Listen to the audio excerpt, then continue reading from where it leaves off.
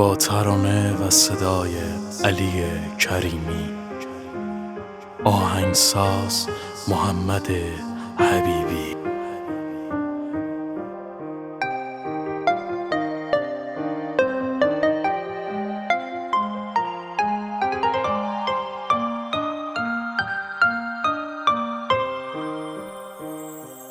تو رو دیدم توی رویا، تو رو دیدم روی دریا، تو رو دیدم میگذشتی از کنارم با یه هوا.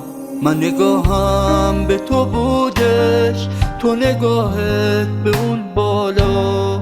تو منو ندیدی رفتی مثل خورشید تو غروبا.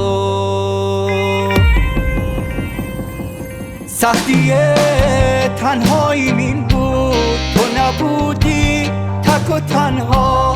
تویی که قسم میخوردی تو همیشه باشی تنها. اما افسوس که دروغ بود همه حرفات زیر بارون. آخر قصه همین بود، رفتم از یاد تو بیرون.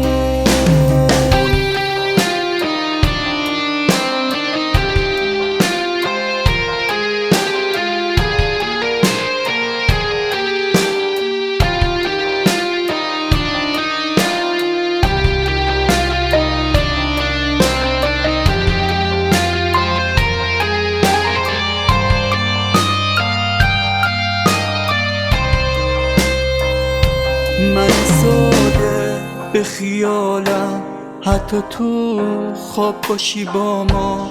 حسرت نگاهتو داشتم مثل اون شبای زیبا. من ساده به خیالم حتی تو خواب باشی با ما. حسرت نگاهتو داشتم مثل اون شبای زیبا.